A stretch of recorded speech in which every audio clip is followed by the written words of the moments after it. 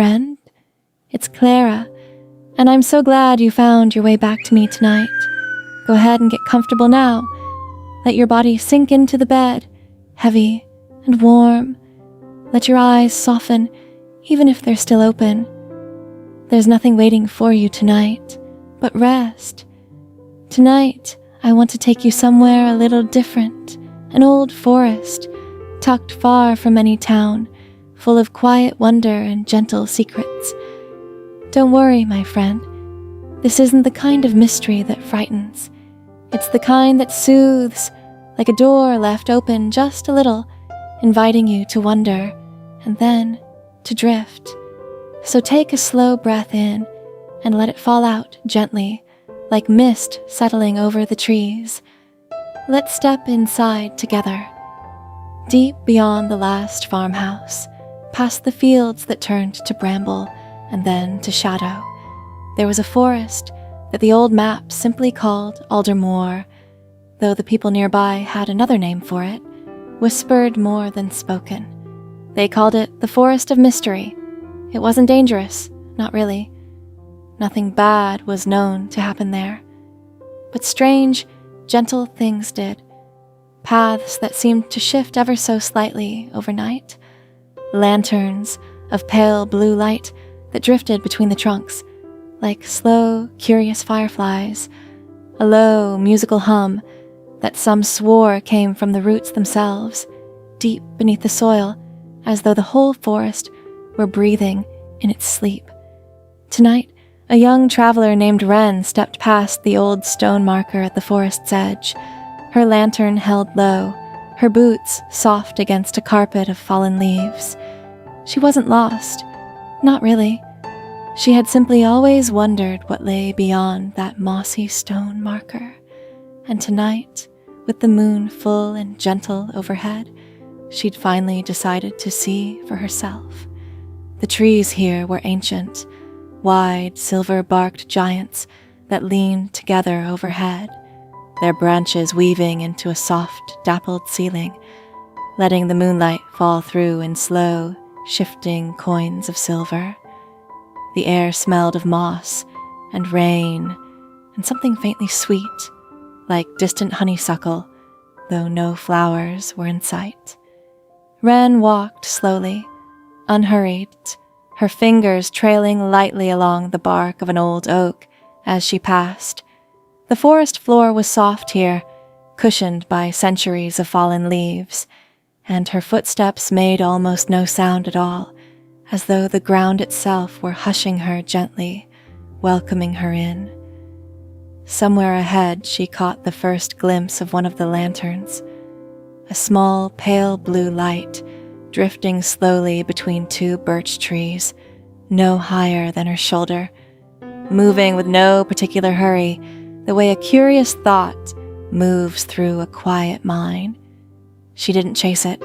She simply watched, and after a moment it drifted closer, hovering just an arm's length away, glowing soft and cool, like a small piece of captured moonlight. "Hello," she whispered, and the light bobbed once, gently, as if it had heard her, before drifting onward, deeper into the trees. Wren followed at her own slow pace, unbothered by where it led. There was no need to hurry here. The forest, she was beginning to understand, simply didn't move that way. The path wound gently downhill, past a cluster of pale mushrooms, glowing faintly at their edges, past a fallen log soft with green moss, thick and cushioned like a small, forgotten couch. She paused there a moment, resting one hand against the moss, feeling its cool, gentle give beneath her fingers. Further along, the trees opened into a small clearing, and there Wren found the source of the low, musical hum she'd heard from the forest's edge.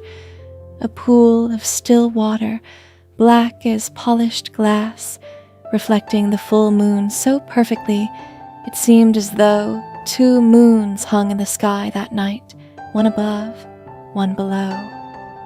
Dozens of the pale blue lanterns drifted slowly around its edges, dipping low over the water and rising again, like slow dancers who had all the time in the world. The hum came from everywhere and nowhere, soft and low, a single, unbroken note that seemed to rise gently from the water itself. Wren sat down at the edge of the pool, tucking her knees close, and simply watched. She wasn't afraid. There was nothing here that asked to be understood or solved or explained. The mystery of this place wasn't a puzzle waiting to be cracked. It was simply itself. Quiet. Old. Content to be witnessed rather than known. She thought about all the questions she'd carried into the forest with her, where the paths truly led, what the lanterns were, why the hum rose from the ground like a lullaby with no words. And here, at the edge of the still black water, she found she didn't need the answers anymore. Some things were more peaceful left as wonder. The lanterns drifted low over the water, their pale light rippling gently across the surface, and one by one, they began to rise higher into the branches above, scattering slowly upward like a soft blue rain, falling in reverse, settling among the leaves like stars finding their places in a low, quiet sky. The hum softened, note by note, fading the way a lullaby fades when the listener has finally drifted off.